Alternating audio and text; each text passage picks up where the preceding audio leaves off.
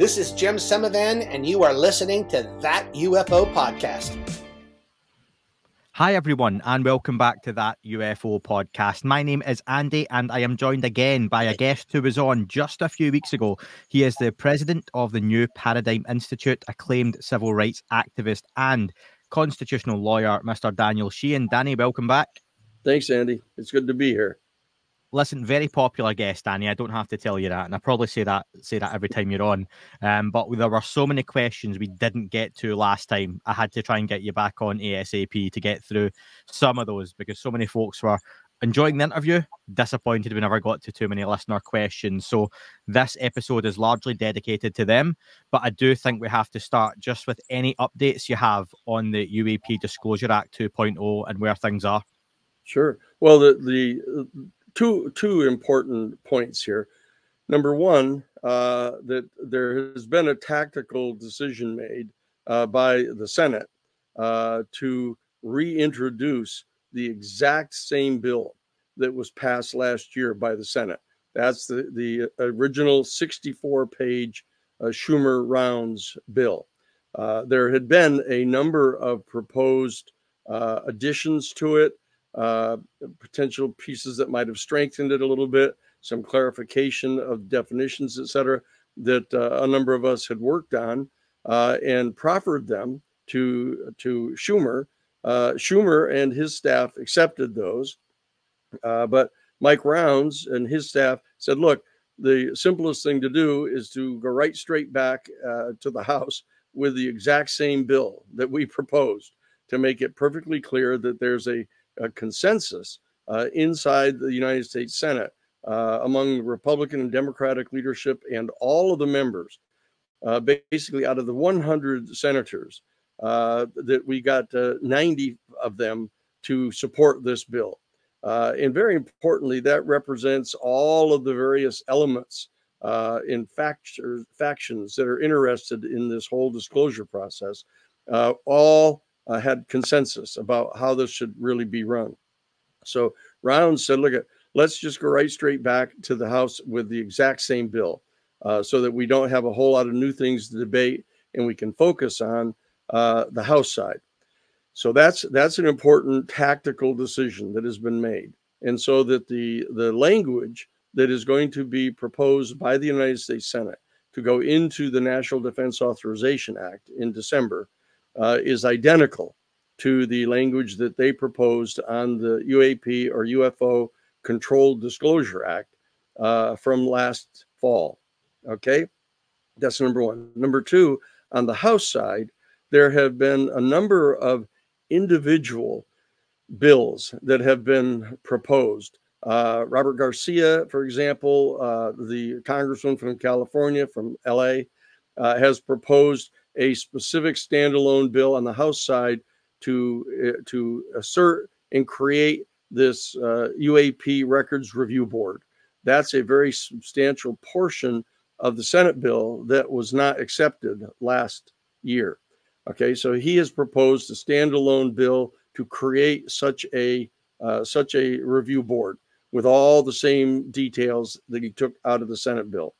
And Tim Burchett has proposed a specific standalone bill, which was really quite dramatic. It just asserts that Congress is directing the president to order all 6 of the U.S. military services, all 18 of the United States intelligence agencies, and all 32 of the United States Defense Department agencies to immediately turn over to the National Archives every single piece of information they've ever had with regard to the UFO issue since January 1st of 1945. So he's proposed that bill. And there have been a few others. Now, what happened is that the leadership in the House, specifically Mike Johnson, the Speaker, has not agreed to put any of those individual bills onto the floor for a vote.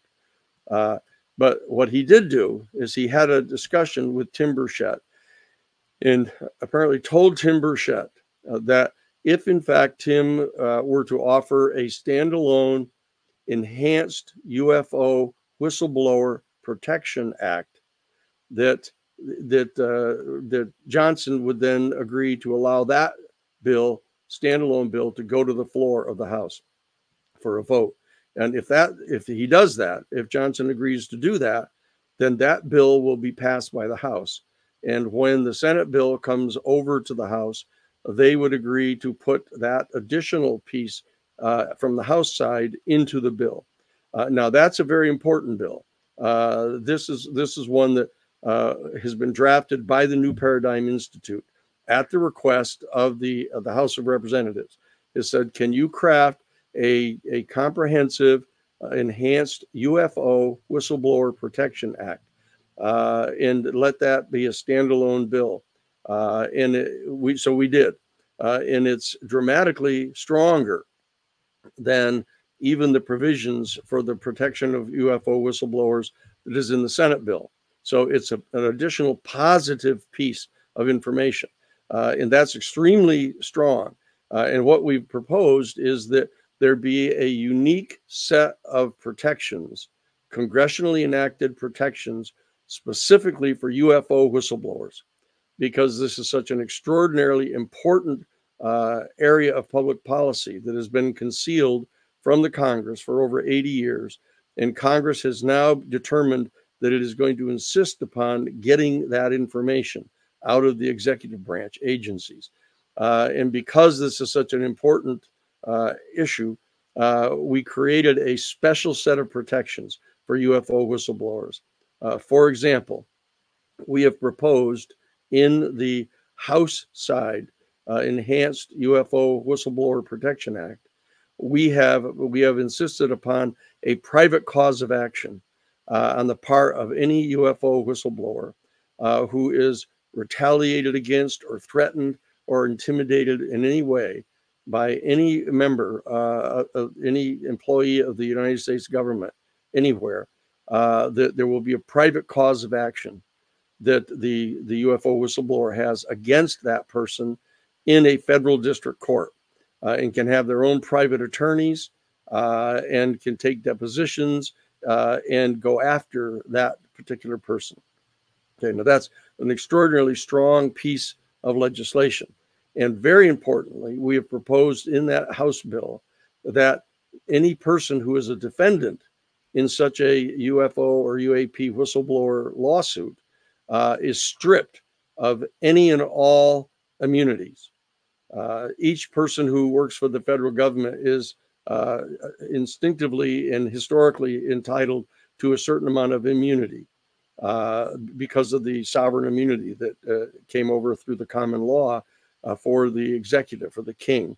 And most people don't understand that, but that every single employee of the federal government has a presumed qualified immunity. And the only way that you can sue them is through a special statute that was passed by Congress, which is called the Federal Tort Claims Act. The problem is with the Federal Tort Claims Act is you do not get a jury trial. It has to be tried to a judge. And there's also no punitive damages. All they provide is repaying you. For example, if you get run over by a U.S. postal truck, all you can get is your hospital bills paid. But you can't get any punitive damages. You can't get any kind of pain and suffering. You can't get any of the panoply of rights that you have in a normal case. But the bottom line is what we have done, we've proposed in this special, the New Paradigm Institute proposed bill in the House side, that all the federal employees be stripped of any such immunity, and that they become personally liable to any UFO whistleblower that they threaten or they intimidate or that they try to punish in any way. That's an extraordinarily strong piece of information in the new bill. And thirdly, and very importantly, and this is one that a lot of people may not appreciate the power of, but we have also made them liable under the Federal Criminal Racketeering Act, the RICO statute. And that is if it can be proven that there is a syndicate inside the executive branch that somehow is specially protecting all of this information in lying to Congress and intimidating witnesses and threatening people and lying and cheating and violating any of the now 32 specific predicate crimes that are identified in the Federal Criminal Racketeering Act, if it can be effectively asserted and shown to a court that there is such a clandestine syndicate functioning inside the executive branch, that they will be subject to prosecution under the Federal Criminal Racketeering Act. And there's a civil provision of the Civil Racketeering Act, which means that joined with any private civil action against an individual person who tries to retaliate against or intimidate any UFO whistleblower, they can be sued along with any other co-conspirators that are involved in any particular secret, ultra secret, deeply embedded syndicate of some sort that is knowledgeable about the UFO issue, that has been concealing it not only from Congress and the people, but concealing it even from other people inside the executive branch and inside the Congress. So this is an extraordinarily powerful statute that has been proposed by the New Paradigm Institute at the direct request of the House of Representatives. So that bill is there, and it is being considered now by the House of Representatives. So the question is whether Michael Johnson, who is the Speaker of the House, is going to carry through with his implied promise to Congressman Burchett that if we were to put a standalone, comprehensive UFO whistleblower specific protection statute, not to cover everybody else in the federal government, not to cover other whistleblowers throughout the whole federal government, but in fact specifically designed just for UFO whistleblowers, that he would consider putting that on the floor. So we'll see whether that's going to happen. But that's the latest piece of news in the dynamic that is going on with regard to the passage of the UFO controlled disclosure statute that is underway right now. Thanks for that, Danny. A lot of that you mentioned, you and the New Paradigm Institute have had a hand directly in crafting and influencing a lot of this material. You mentioned at the beginning that the conscious decision was made tactically to reintroduce the exact same bill with the same language. I wonder, you mentioned a few things you were looking at potentially adding to that. Are you comfortable that what's happening now is the best way forward? Or do you think there were provisions that could have been added that would have strengthened the bill further? Well, there are some additional things that could have been put in that have not been put in yet. And that is, for example, a complete, comprehensive Truth and Reconciliation Commission, similar to what happened in South Africa after the apartheid government had collapsed. That there was a desire on the part of the African people to keep some of the colonialists that were there, the major financial interests and white racist interests, to not have them all flee from South Africa when the ANC won the election. And so they had a major Peace and Reconciliation Commission, pursuant to which the people that had been involved in the apartheid crimes, major murders and intimidation processes that had gone on in South Africa, they were allowing the people who had participated in any of that activity to come forward and be granted a general amnesty if they would in fact provide all of the factual information that they possessed uniquely about what they had done and what the facts were that they were concealing. So there's been some discussion about having such a comprehensive Peace and Reconciliation Commission put together to deal with this very special area of public policy. That has not been proffered in this particular time. And so but there have been put into the bill that the New Paradigm Institute provided to the House a specific set of potential immunities that could be provided to individuals if in fact they were understood to possess uniquely important information that the Congress of the United States needed, that they could be granted a specific individual immunity, either a use immunity, so that anything that they testified about could not be used against them. But if in fact other avenues were developed to gather the information that showed that they were criminally liable, they could still be prosecuted. They just couldn't have their own testimony used against them. That's use immunity. But we had also provided in the New Paradigm Institute bill that they possibly could get transactional immunity. And that's a much more aggressive means of getting information out of them, saying, look at that if you provide information to us about a major transaction that you were involved in, that you will be immunized against ever being prosecuted for that, no matter how the information comes to the government that you were guilty of it. You are exonerated with regard to that entire transaction. That is very, very powerful, a very, very powerful tool for prosecutors to get their hands on. So we have proposed that in the bill that's in there, but we have not proposed the large scale Peace and Reconciliation Commission that is still possible down the road. So that's something that the board itself, if the Records Review Board, if the UAP Records Review Board is created, they may well propose some large scale amnesty program for the people that were involved in the legacy group down through all these years. But that has not happened yet. So that's one of the very few things that has not been proposed yet. I've tried to front load the listener questions so there's some semblance of order, and it makes sense to go through some of the questions pertaining to what we're discussing just now. So the first one, Danny, is from CJ. And CJ says, considering a guy like Chuck Schumer has always gone along with the military industrial complex, voted for wars and the intel agencies, how are we supposed to trust the Schumer amendment wasn't a setup and meant to fail the entire time? Well, I guess the most important answer to that is that it got 90 votes in the United States Senate. I mean, that's something that is unique, and that is getting the support all across the board. And it wasn't a setup. It was an extraordinarily important piece of legislation, a comprehensive, detailed, and thorough. And we know that we over on the House side, of the 435 members of the House over there, we had basically like 430 of them agreeing to pass this.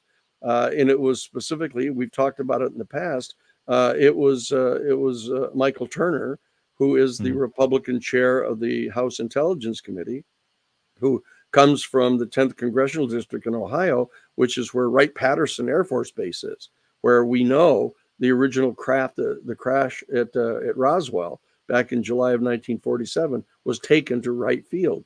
And that's been historically a place where there's been major efforts going on there to reverse engineer that technology and other UFO craft that have been, quote, recovered down through the decades. And so that he's a major pawn of that particular military base and the aerospace corporations that are there. Lockheed Martin a number of other major aerospace corporations that are trying to back engineer the UFO technology all hover right around the Wright-Patterson Air Force Base in the 10th Congressional District of Ohio. So they've gotten dug in deeply to Mike Turner, and he's opposing it, opposing anything basically. And the same thing is true of Mike Rogers, who's over in the 2nd Congressional District in Alabama, where the Redstone rocket test facility is, where they're trying to test the propulsion systems of the UFOs to see if they can make them available to propel nuclear weapons into China or into Russia, within a matter of minutes. That's so he's also, so we know specifically where the very specific points are of those individuals who are playing the definitive role in trying to block the bill. But even with their resistance, we have succeeded over on the House side, as you'll remember, in getting a very substantial portion of the Senate bill passed, and that is the one that mandates that all of the military services and intelligence agencies and Defense Department agencies, all of them are presently under a standing order from Congress signed by President Biden last year on December 22nd to gather together every single piece of information they have about the UFO phenomenon that they have acquired and ever possessed since January 1st of 1945. They're under that order, and they are mandated to have all of that prepared by October 20th. We had computed it out earlier, it maybe being October 18th, but they have acknowledged that they have to have all of this prepared by October 20th of this year. And the Senate bill mandated that they turn it over immediately on October 20th to the National Archives. The House has changed that language. Instead of saying they have to turn it over immediately, they have to turn over all that information as soon as possible. Now, there is a difference in that language, and it's been of some concern to us. But we're all, the New Paradigm Institute is observing all of this, monitoring how the progress is going on gathering that information together, and are going to be prepared to try to reinstate the Senate language, mandating that that information all be turned over immediately to the National Archives. So so this is not a setup. The bill that was passed by the United States Senate is a logical, carefully crafted, comprehensive program for having a responsible, controlled disclosure campaign undertaken by the executive branch to reveal all of this information basically to Congress. So it's not a setup. Stephen follows up asking, there seems to be a lot of different people and organizations involved in disclosure at the moment. How coordinated are their efforts? Is it a joint plan, or is it more reactive and disparate? Well, this is one of the roles that the New Paradigm Institute is involved in playing. That we have gathered together a number of the major UFO citizen groups and others to try to bring us all together so that we can coordinate our efforts to work with the Congress to get all of this information initially into the hands of Congress to begin with. More pointedly, to get all of this information gathered together and made available to the House and Senate Intelligence Committees, where they have the adequate security clearances to review all of this. Now that we're also trying to get the Independent Records Review Board put together, but what we're doing is we're reaching out to all of the different citizen groups that are involved in the attempt to get this disclosure process accelerated and have them cooperate, have us all cooperate together. So we're in communication with Saul, with Gary Nolan's group of people. We're involved with the UAP Disclosure Fund, which has got a number of the people over there that are doing it. And we have all three of us, the New Paradigm Institute, Saul, and the UAP Disclosure Fund, all three of us now are authorized to participate in making recommendations to the members of who is going to be on the Records Review Board, the UAP Records Review Board, if we can get it passed. But are working together to try to come up with a common set of nominees for that board to send to the president is a constructive, positive way to work together to kind of work out some of the difference in perspectives that we might have. Some of the people want to have more conservative people put on that board who are directly out of the Defense Department and the intelligence community so that they can continue to kind of exercise dominance in deciding how little is going to be revealed. And there are those of us that are proposing more progressive people who want to have a greater degree of disclosure and a more accelerated program of disclosure. But this is all what goes on in Washington, D.C., attempting to get compromises struck among the different groups that are involved. And we're trying to coordinate that through the New Paradigm Institute, and we've been quite successful in that so far. Bobby asks, my question is a follow-up on the comment Danny made with you last time, Andy, about people trying to get him to sign NDAs. I wonder if you can mention who they are, or at least where they work, and Danny's thoughts on the pros and cons of being signed in or remaining outside of that restriction? Okay, well, one of them, of course, was Sean Kirkpatrick. Sean Kirkpatrick, insisted that when he contacted me and had me come testify under oath to the Arrow office, insisted that I signed this non-disclosure agreement. And I said, look, I'm not going to be taking any security oath here, and I'll agree, to not talk about what it is that you and I talk about here, or what I've revealed to you, basically so long as you abide by the confidentiality as well. But he didn't. He sponsored this bogus report to the United States Congress from the Arrow office, flatly lying in saying that he had not been put into any possession of any information that was evidentiary and supportive of the ongoing existence of a crash retrieval program on UFOs. I testified to him directly about it.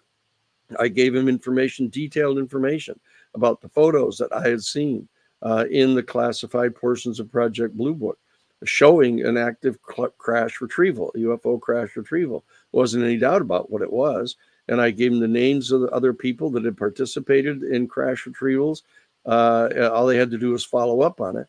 And so in light of the fact that he presented this false report to Congress, and that I was no longer obliged to abide by any agreement.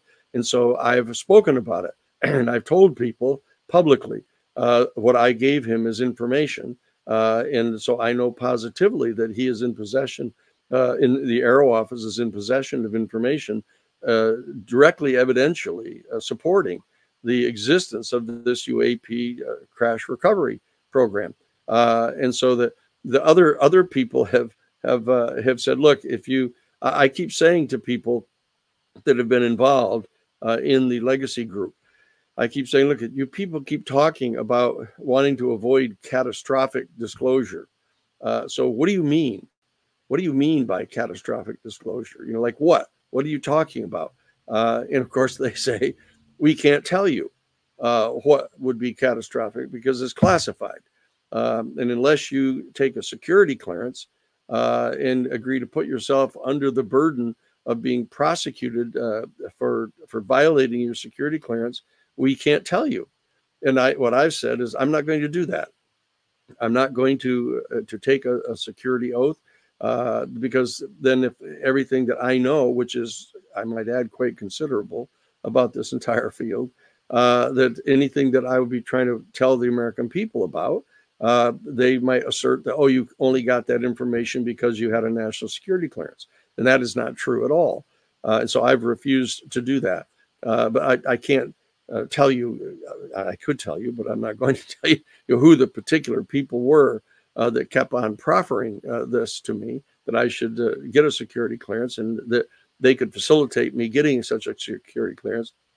But I've refused to do that. And that's sort of a standing piece of information that is known inside the government that for the past 50 years, I've never accepted a national security clearance. Well, actually, technically, I did at one point. I mean, there was one point way back in, I think, 1977 or so, 78, that I represented a particular individual, Ronald Rewald, who, and I represented this other fellow who was a high-ranking member of the Church of the Latter-day Saints, who was being prosecuted for espionage, and that I knew that he, in fact, had been working with the Central Intelligence Agency to give false information to the Russians, and I knew that, and so I was representing a witness in the Eastern District of Virginia, which is the CIA court. In brief, it's where the CIA people hang out, and it's where the CIA is located in the Eastern District of Virginia. And so I was there, and I was interviewing a witness and getting set to put them on the stand. And the CIA lawyers insisted that I not be allowed to interview them because I didn't have a security clearance, even though they were asserting that the witness was not, in fact, part of the CIA. They were at one and the same time asserting he was not part of the CIA, and on the other hand said that I couldn't interview them unless I had a security clearance. And so the judge in that particular case said, look, I'm going to give you a security clearance for the purpose of interviewing this particular witness, Ron Rewald, and you will have that. What type of a clearance would you like, Mr. Sheehan? So I said, I'll take a Q clearance, Your Honor. And the CIA people almost fell dead because they realized that I knew what kind of clearance I'd need. And so they gave me a Q clearance for the purpose of interviewing that particular witness. But that's, and everybody knows about that one, but that's not a standing security clearance. I have no additional obligations whatsoever subsequent to the interview of of Ron Rewald. So it's known inside the intelligence community that I will not accept such a security clearance. But I interview dozens and dozens of people who've had security clearances, and I'm able to get them to explain information that doesn't violate their national security clearance, but it gives me adequate information so that when I compare it with other information that I get from other people that have security clearances, that I can work to figure out what's really going on there, and have been entirely responsible with regard to not revealing information which I thought would get any of those sources in trouble with their security clearances to date. To date. So you're asking these individuals, what do you mean by catastrophic disclosure? They're coming back and saying, well, we can't tell you because you've no security clearance. Right. But from your background, decades in this subject, Danny, the people you speak to, the circles you're in, you must have an incredibly educated guess at what you think they mean by catastrophic disclosure. And can you talk about that, what you think they mean? Well, for example, that I know that one of the criteria, and I've discovered this in the context of nominating people to be members of the UAP Records Review Board, that our New Paradigm Institute, as I said, is one of the only 3 citizen groups that are authorized to make such recommendations to the president. And I can tell from the type of people that are being recommended by other groups that when I say what's wrong with a particular person I'm recommending, and how does that compare to a person that another group is recommending, and they say that one of the things they want to have as a criterion for a person who can sit on the board is that they will not authorize the release of any information that might undermine the present elements of power, such as the United States banking system, the capitalist economic system, the petrodollar, the structures of geopolitical structures that are in place right now.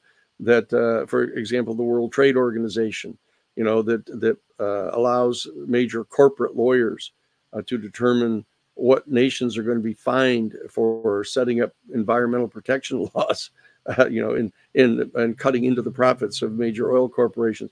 So I can see that one of the things that some people are considering potential catastrophic revelations are those that would undermine the present domination of the oil corporations in controlling the energy source for military services and in most of the machinery in the world, and that's something that they would view as catastrophic.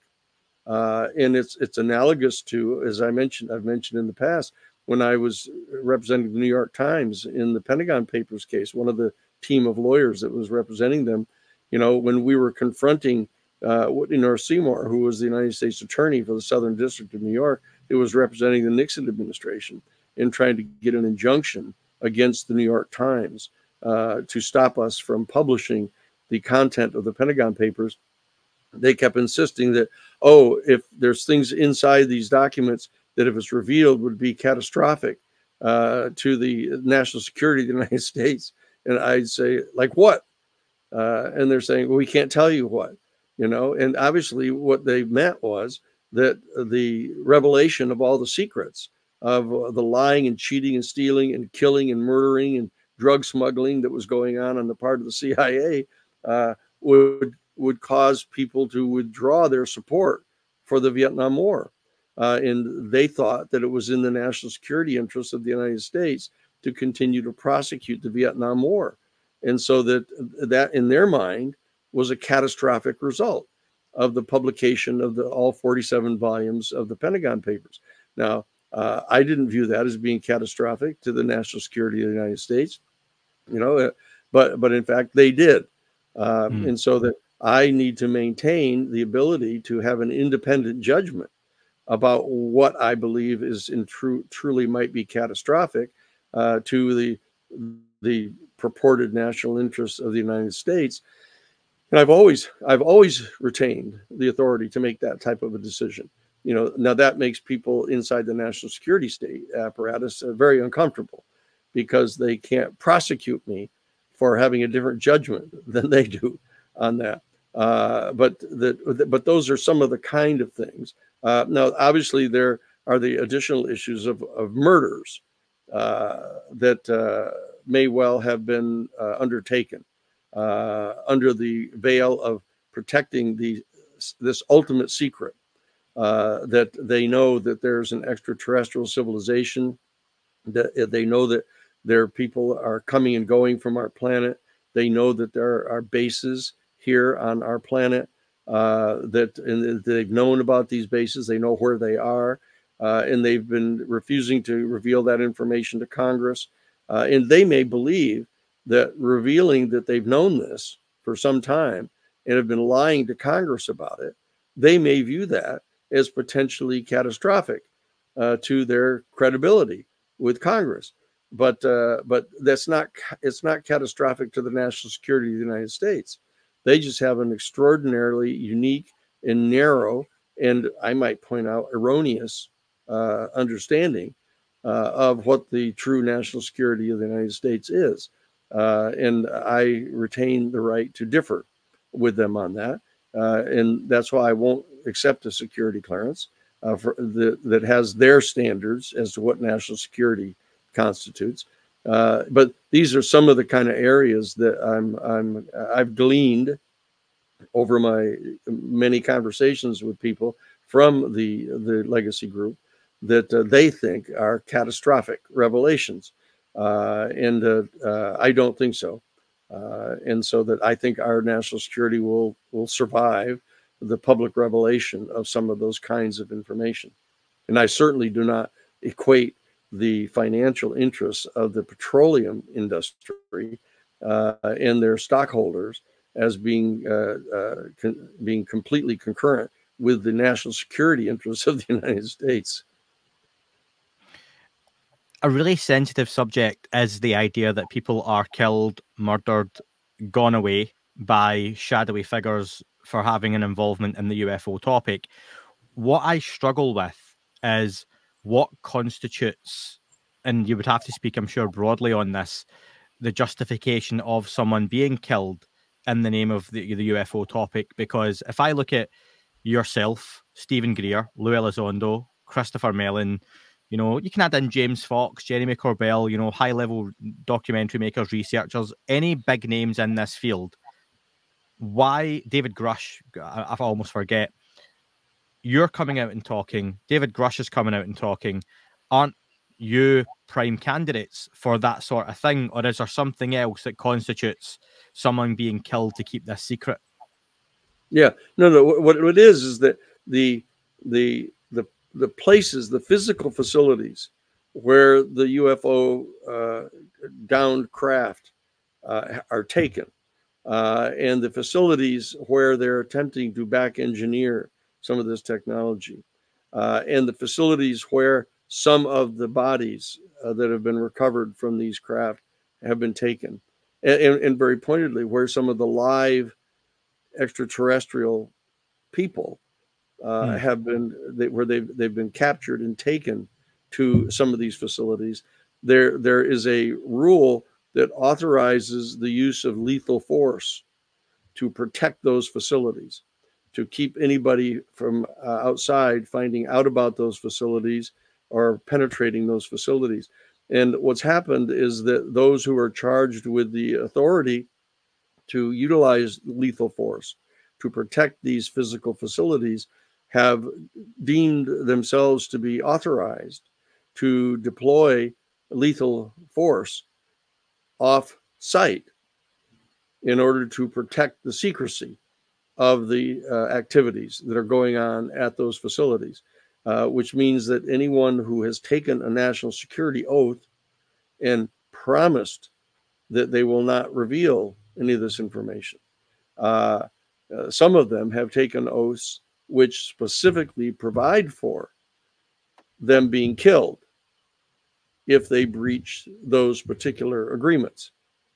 And so that they've, in a certain sense, consented to being killed as a punishment for breaching the security because of the extraordinary depth of secrecy that pertains to this particular subject. And so that there's honor among the people that exercise this lethal authority, and so that they don't just go around killing people who find out about it. You know, they may threaten to do so. I mean, there have been a number of examples where people show up at some of these crash sites or places where they've, let's say, recovered a downed UFO, and some of the people on site imply that they'll kill somebody if you tell anybody about it, and you're just a regular citizen that knows about it, and that's effectively intimidating them. But that I don't know about specific instances where they have in fact killed someone who didn't have one of these special security oaths, where they'd already agreed to be subject to secrecy that would result in them potentially being targeted for execution. And we know this. We know, for example, that President Obama and others have authorized the execution of American citizens. You know, for example, over in the Middle East, if they viewed them as participating in advocating terrorism or engaging in propaganda on behalf of Hezbollah or the Mujahideen, if they thought that they were engaging in conduct that is effectively espionage and treason against the government of the United States, there's this bizarre policy that's been developed inside the executive branch that as long as a determination has been made that that American citizen is guilty of treason and therefore should be prosecuted and convicted of treason and sentenced to death, that they believe that they can execute them.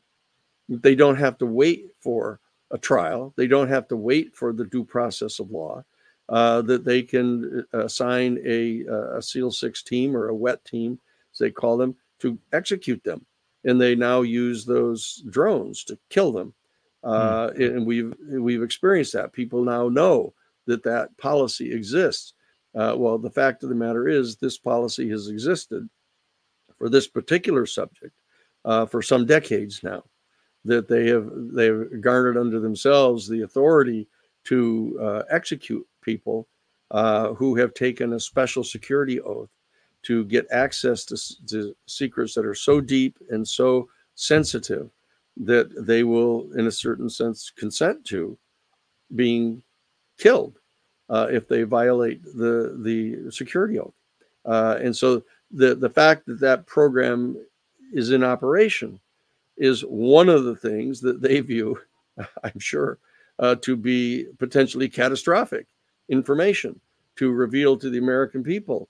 And so that they don't want anybody to know that there is such a program. But there is. And I don't view it as catastrophic to reveal that because much to their potential chagrin, the American people have already lowered their level of respect for our United States Executive Department and our military services for engaging in that kind of conduct. So, the damage has been done to their reputations pretty much already. A sidebar to that conversation that's probably relevant. I'll ask a question from Algo. Why is there not more information published from the estates of UAP insiders after they die? There should have been many more that had this opportunity by now. Well, actually, it's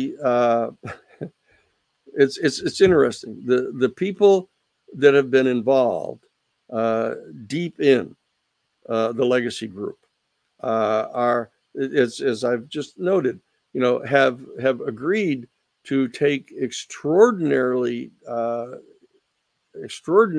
dangerous security oaths to conceal this information, and that they realize that they are subject to potential execution for violating that particular security oath.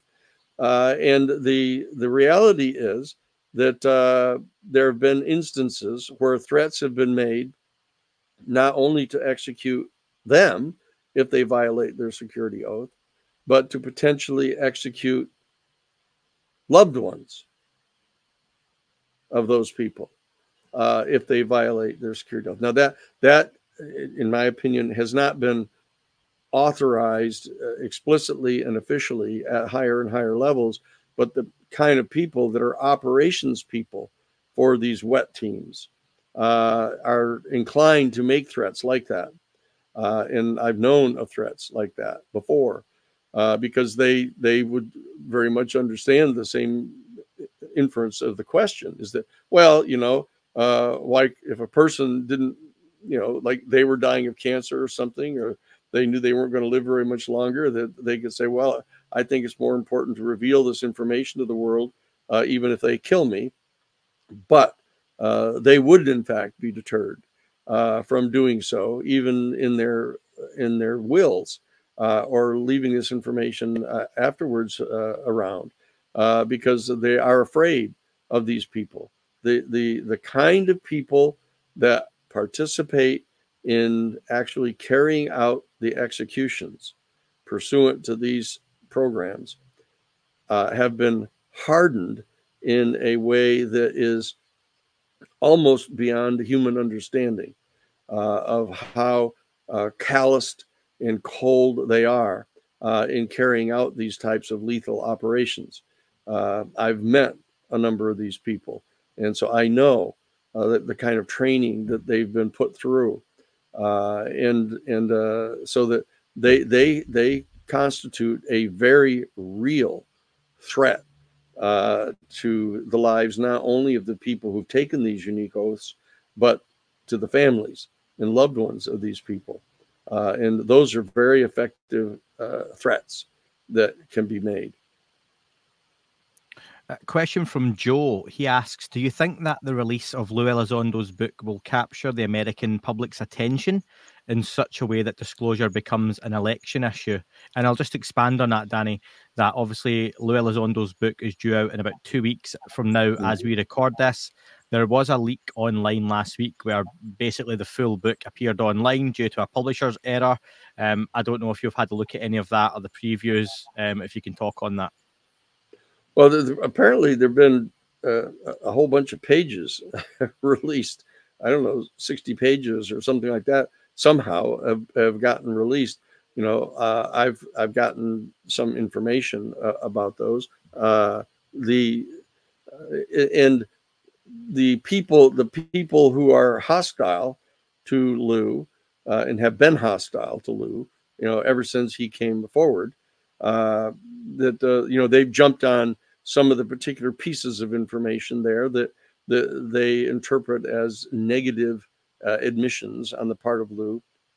So I know that buzz is going on, but I'm not familiar yet. I've respected Lue's wishes that if he had wanted me to know what was in the book ahead of time, he would have made it available to me, I'm sure. And so I'm respecting the confidentiality of what it is that he has put in his book, and to the point of not even inquiring of what it is yet. So it's not clear, but it's important to remember that anything and everything that Lue has put in that book that is in its published form has been approved by the United States Defense Department pre-publication review and security office. Okay, so there's an official United States government authorization of any of the information that is in Lue's book. And so I don't know exactly what any, if any, new revelations there are in the book that Lue has not already conveyed to me or to others publicly. So I don't know what the type of repercussions are going to be.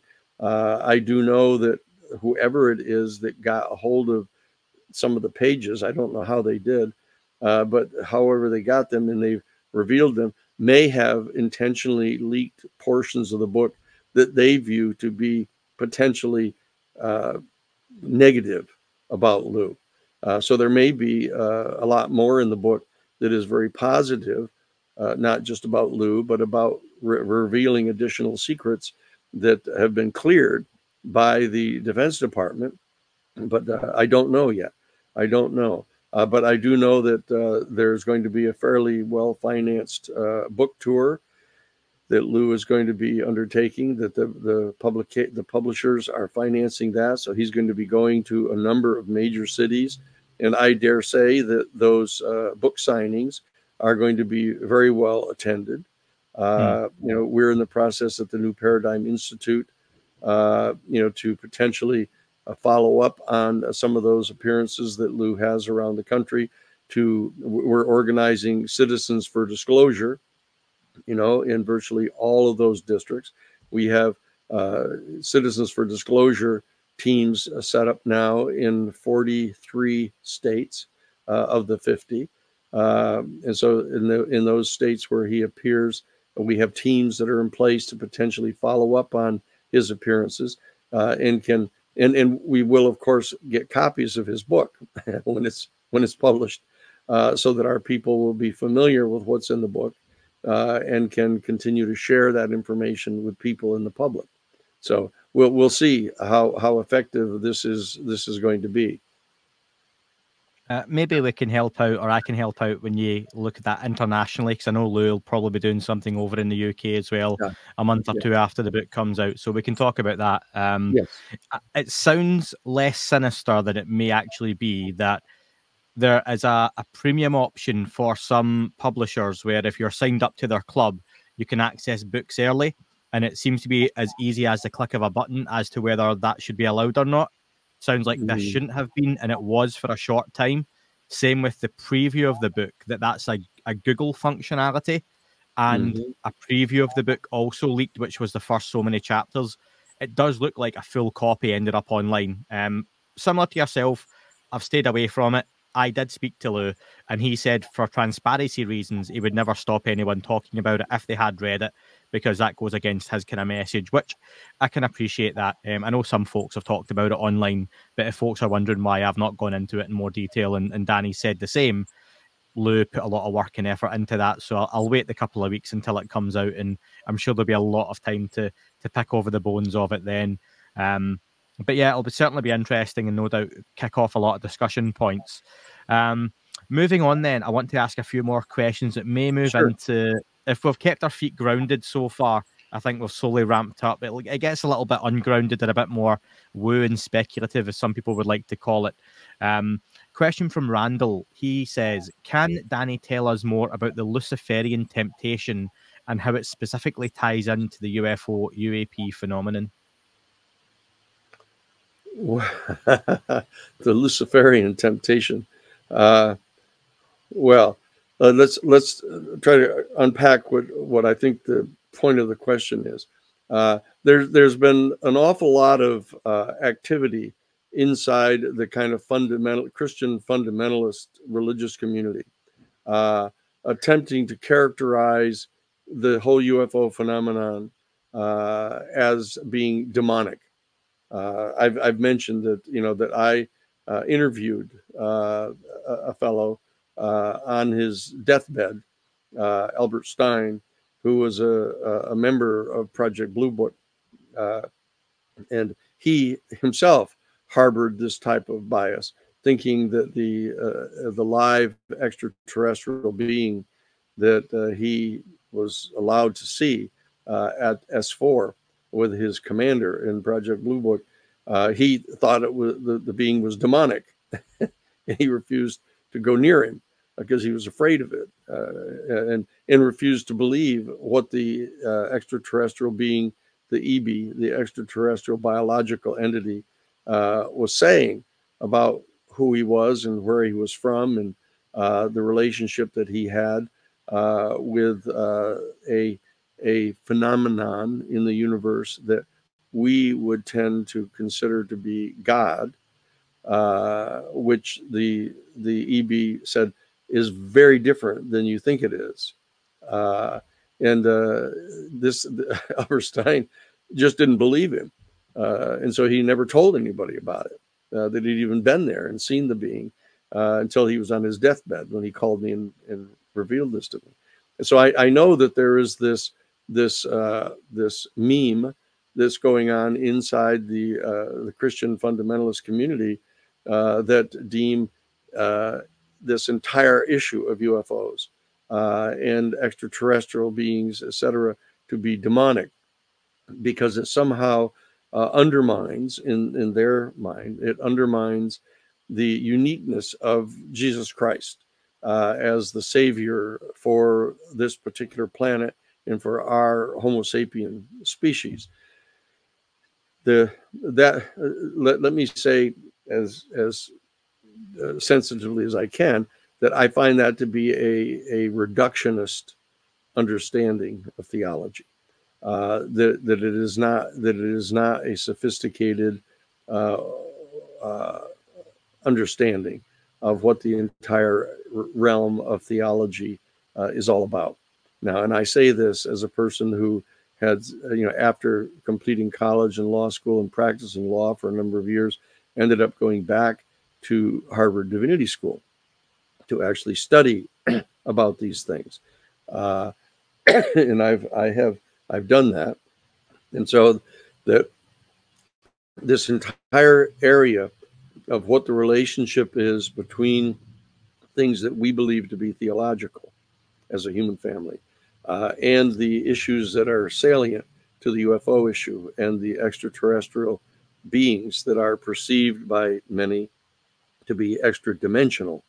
That when you get into perceiving the UFO phenomenon as being a manifestation of an extra dimensional dimension, you're treading into the areas that have historically been addressed in the mind of religious fundamentalists as being the unique domain of religion. And therefore, if you say anything that is contrary to their rigid historical understanding of usually biblically based theology, they view that as demonic. They view it as sacrilegious. They view it as anti their religion. And I want to be sensitive to the people, because I've dealt with the people over the years. For example, I did a trial out in Idaho for the American Civil Liberties Union back in 1974 in front of an all Mormon jury, and it became really important to understand what their thinking was.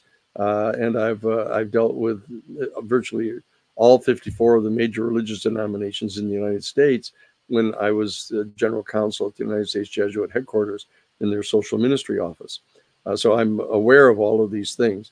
That I do not believe the fact that there is an extraterrestrial civilization of beings who are not Homo sapien, but who are highly intelligent and highly technologically developed, is something that is intrinsically demonic. Now, the question that one might ask is, do I acknowledge that there is any such thing as demonic? That's a separate question. We'll put that on the shelf for a second. But the bottom line is that nothing having to do with the UFO phenomenon and the extraterrestrial species that are here is demonic. Now, there may well be one or more of the species of non-human beings from different star systems who do not have the same ethical system that we do, may in fact conceivably be subject to some of the same kind of conduct that we human beings engage in, that might be viewed as sinful or evil even. And so it's conceivable and rationally reasonable to assume that there must be more than one extraterrestrial species that may have evil intent, and that could be evil, and something that we have to be cognizant about and very respectful of considering. But that is not the same thing as demonic. Demonic is a specific category of theology that suggests that there is an incarnation, an anthropomorphically incarnated being that is intrinsically evil. This is a fundamental assumption of a dialectical, bipolar, binary dimension of reality that's rooted in the second paradigm worldview of the dialectical worldview that Hegel writes about at some length. And I do not personally believe that evil is personified in some type of extra dimensional being that might be considered Satan or satanic. Now, I do know, I can absolutely guarantee you, I do know that human beings are capable of extremely malignant and malevolent activity, and they can even form communities where they celebrate that type of malignancy. You know, you have motorcycle gangs, for example, that will sweep into an area and kidnap people and crucify them as torch. I mean, it's hard to imagine some of the things that our human family is capable of. That does not make us demonic. Okay. Now, except that the religious fundamentalists say, oh, a demonic spirit has invaded and occupied the body of that particular human being, and that they have therefore taken them over, and that this is really not, this is not conduct that human beings engage in as human beings, that they have to have been taken over by some exterior, ultimately other type of malevolent being. That I don't believe that. I don't believe that's true. I believe that it's unfortunate that our human species and probably other species in the galaxy are capable of evil and malignant activity. I do believe that, but it's not the same thing as demonic. I think the whole realm of demonic power is a fictional fantasy that has been developed in the Christian world as a mechanism for designating certain type of conduct of human beings as being malignant and evil, and they're not taking responsibility for it. They're attributing it to some exterior malevolent force. I don't believe that that's true. And you know, we could go on at some length about this, and I think it's important, but I don't believe that the UFO people that are here, the 5 basic species that we're encountering, and I know there's all kinds of people that say there's 57 different varieties, or like Heinz ketchup, you know, but the bottom line is that we know that they're the short grays, they're the tall grays, you know, there are the reptilian beings. We know that they're the insectoid or mantis people, and then there's this whole long discussion about whether or not there's other virtually identical human beings from the Pleiades that are here. but there's 5 different species that are talked about here. I don't believe any of those beings are malignant or malevolent or evil. Now, I also don't believe that they're all, beatific beings that are here to save us and cure cancer and solve our energy problems. That we have to assume, much like Marshall Summers and Reed Summers talk about at length in their writings, that we have to assume that the extraterrestrial beings have a range of capabilities, not unlike our own, that can range all the way from being very benign and enlightened to being quite evil and self-interested, some of them. That's why we have to be as careful as we do in having an investigation of all of this, an independent investigation that isn't colored either by an unjustified amount of idealism or an unjustified amount of cynicism about the beings. But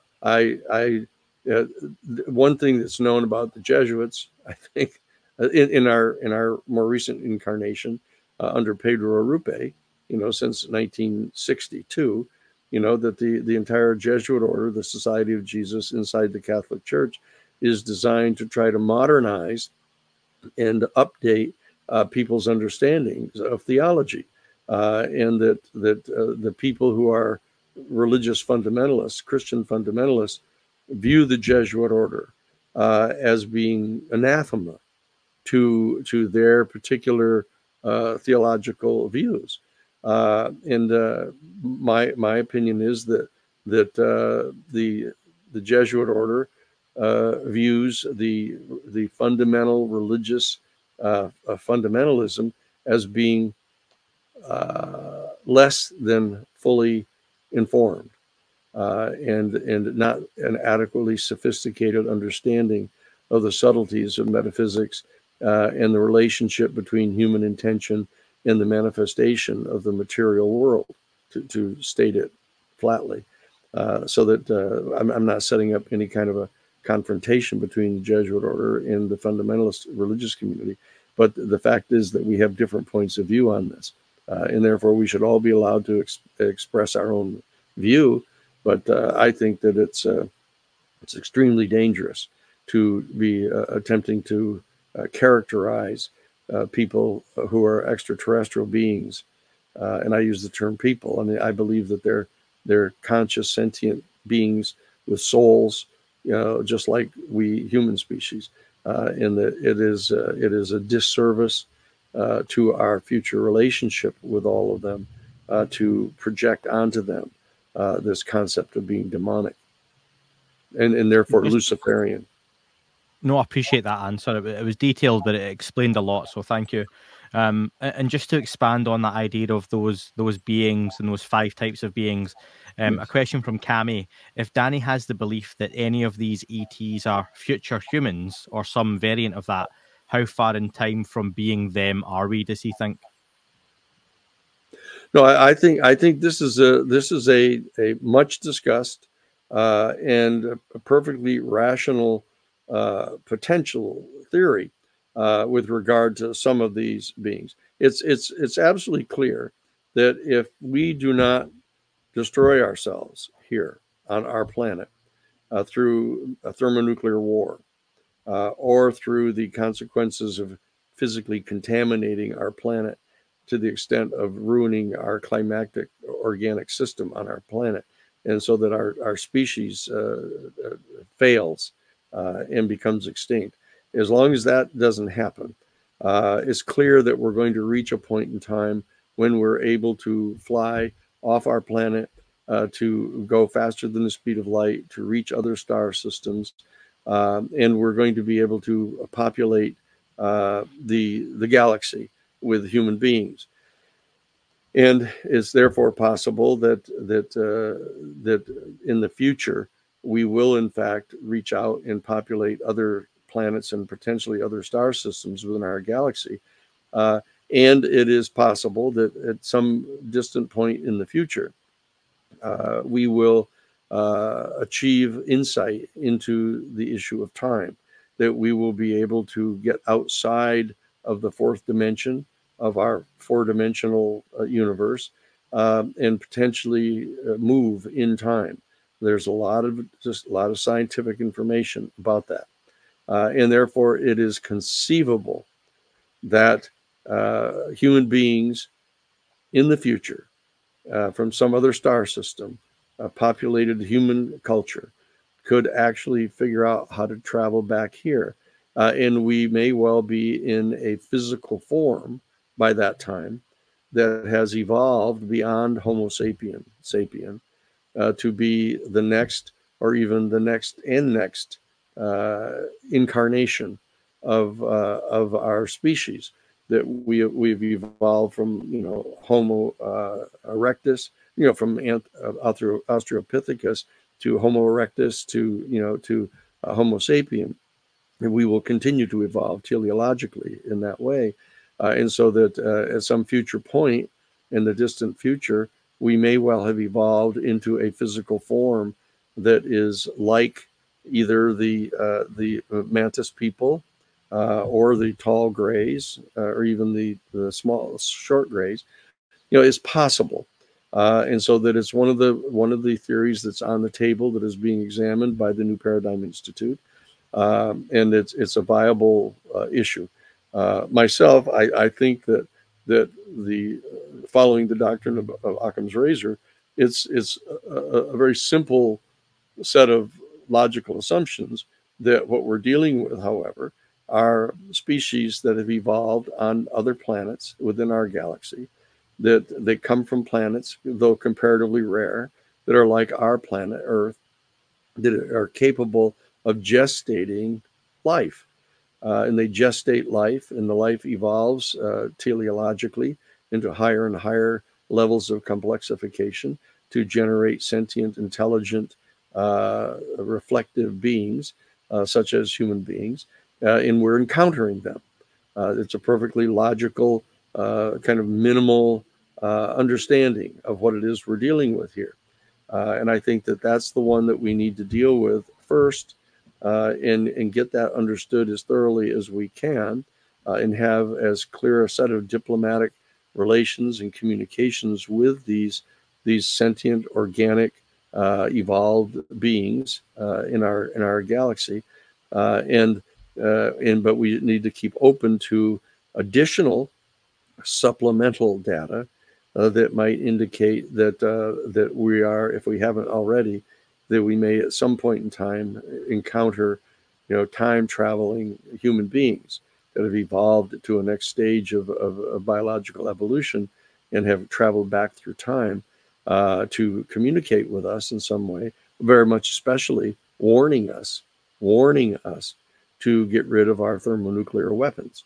This threatens the actual potential evolution of our human species, and also to stop contaminating our planet with the pouring of these effluents into the water and system and air, that is destroying the organic climatic system of our planet. These are warnings that have been conveyed repeatedly in direct face-to-face encounters with members of this extraterrestrial species. These extraterrestrial species have all warned us about this, and I think we need to heed their warnings. That's answered a question from Stephanie, literally about time travel technology. So thank you. You read our minds there. And final listener question, Danny, from Nate. He asks, I've heard Danny mention on other podcasts about latent abilities that the human family may possess that may have been forgotten or suppressed. Can you please ask Danny if he thinks we are on the verge of an evolution in consciousness that may bring those abilities to the forefront, and if any of the species that are visiting us may have an interest in seeing that occur? Far out. Yeah, as I mentioned before, and I don't know if I've mentioned it on your podcast, Andy, but back in 1968, when I'd gone up to Harvard Law School from the college, word came through to us that Crane Brinton, who was the longtime head of the Department of Intellectual History at Harvard, was going to be delivering his final lecture. And I went down back to the college to listen to this. And he said that he had been asked after he had been the head of the Department of Intellectual History at Harvard for like 30 years, and he'd been in the field for over 50 years, and he was getting set to retire. So he was going to be delivering his final lecture, and people came from all around the world to listen to this. And he got up in front of everybody and said, "I've been asked to address the question here in my final lecture as to what the most important single intellectual insight is that I've encountered in all of my 50 years of study in this area, what that might be." And he said, "This is easy." He said, "I think that the greatest minds of our human family have all come to realize that we are right on the very brink of the next evolutionary, physical, biological evolutionary step in our evolution, and that the particular phenomenon that is going to differentiate our next iteration of our species, that is going to distinguish this new species from Homo sapien, is the evolution of a faculty by means of which we are going to be developing a faculty like seeing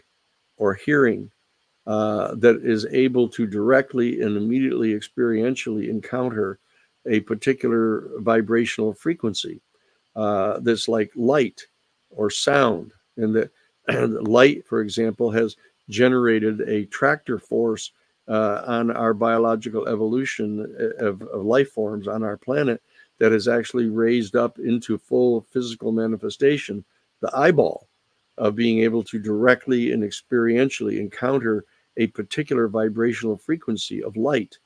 The same thing has happened with ears, that our life forms on our planet have evolved an extraordinarily complex system of physiological material that is capable of directly resonating with and therefore sensorially discerning a particular vibrational frequency in the electromagnetic frequency the spectrum, of sound.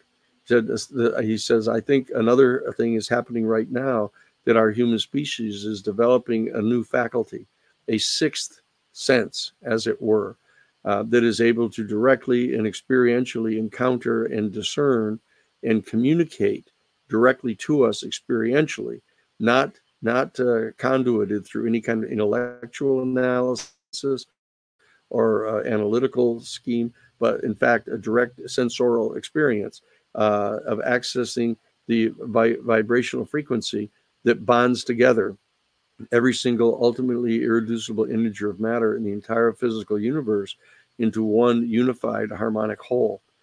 And that by dint of this experience, analogous to seeing or hearing, that we are able to directly experience the unity of all being in the universe. And that therefore we are able to directly experientially discern what type of human conduct is either harmonious with or disharmonious to the natural order of the entire universe. And this is ultimately the source of natural law, this intuitive, direct experiential encounter with data that communicates to us experientially the unitive nature of all reality and enables us to discern what the relationship, proper natural relationship is between and among various manifestations of matter, difference in plant life and human beings and other animal life, and how we relate to physical matter like mountains and oceans, etc. These are all, this is an extraordinarily valuable insight that Crane Brinton has had, acknowledging that this has been recognized by all human beings, and that therefore this teleological unfolding of this new faculty is going to enable us to elevate our consciousness as a species, which is going to enable us to directly and immediately discern the unitive harmony in the universe.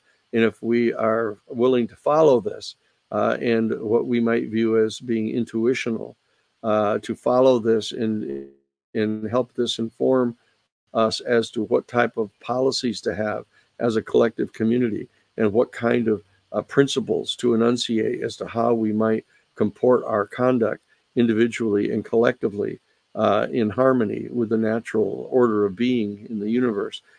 This is something that we assume may well be also known by extraterrestrial beings, and that this is a means of communion that we have with them through extrasensory perception, a precognition, the remote viewing capabilities that we have, the ability to transmute matter, water into wine, if you will, the ability to levitate, walk on water, if you will, to heal other life forms that are out of harmony or out of balance, such as healing with laying on of hands, the resurrecting of the dead, very possibly through the re-energizing of the electromagnetic systems in the human body upon certain occasions. These are capabilities that are known as siddha in the Eastern traditions. Hinduism, Buddhism are aware of these capabilities. They're written about. They're also referred to even in biblical text as the so-called talents of the evolved spiritual being. So these are capabilities that we have. These are capabilities that may have evolved teleologically and more fulsomely in other species, and that this is something that we need to be open to exploring and finding common experiential relationship with the extraterrestrial beings. At the same time that we're guarded and wise to realize that even though some people have these higher states of evolution, that there may in fact be members of even their same species who are functioning at a much lower level of consciousness, and that we have to be careful because we see it on our own planet. The warring factions that we have on our planet, the people who are abusive and selfish. We need to try to overcome this. And this is all part of a new paradigm. This is what the New Paradigm Institute is really all about. It's about a lot more than just, though it is about, exploring to understand the nature of the UFO phenomenon in the different species that are here, coming and going, discovering where their bases are, what kind of relationship we might have with them, what kind of relationship may already exist between them and some element inside our government, deeply buried. These are things that we're exploring at the New Paradigm Institute, and that's why we invite everybody to contact us, at newparadigminstitute.org. It's simple, newparadigminstitute.org, and become a volunteer. We have over 550 volunteers now. We're getting everybody kind of put into different categories of areas of expertise, and we're involving people actively in setting up Citizens for Disclosure groups in each of the 435 congressional districts. We're going to be reaching out to the legislatures, both on the state level and national level, to try to get legislation passed to facilitate the absorption of the knowledge that we're going to be acquiring when the disclosure starts taking place. And we're going to be participating in helping to choreograph the rolling out of this information in a way that is comprehensible and is able to be absorbed by our people and can be translated into positive and constructive options for us to pursue as a matter of policy in our country. And we can recommend these to the legislatures. We can draft the legislation. We can do the investigations, and we can have discussions about these higher states of consciousness that our human family is capable of. That's what the New Paradigm Institute is all about. And that's why I'm delighted to get to talk with people and get to meet people. We go out meeting with people and around the country. And that's what we're doing at the New Paradigm Institute. And I really appreciate getting a chance to talk with all of you. Thank you so much, Danny. What we'll do is leave that there. I'll make sure the link for the website is again in the description to the podcast.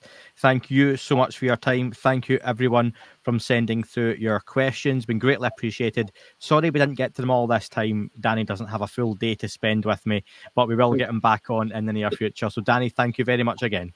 Terrific, Andy. It's always a pleasure to be with you. Thank you so much. That is all for this episode. Thank you very much for tuning in. Don't forget to leave the podcast a review on your chosen platform. Apple and Spotify do make a huge difference to the algorithm. If you're checking the show out on YouTube, please don't forget to like and leave a comment on here as well. Any sharing you do is very much appreciated on any social media platform. And finally, you can listen to shows ad-free and sponsor-free in their glorious full versions by subscribing for less than the price of a coffee on Apple, Spotify, just search That UFO Podcast Premium. YouTube, you can sign up and be a member, or you can do that through patreon.com. Thank you very much for listening, folks. It wasn't a tic-tac and not quite a saucer, more like a hubcap designed by Chaucer, a little baroque and quite steampunk, like Alice was playing bass for the Parliament of Folk. The little fucker hovered right outside of my window, and when I shoved out the screen, he made it an issue. I don't think he expected me to see his ass, but I'd had some champagne and smoked a little more.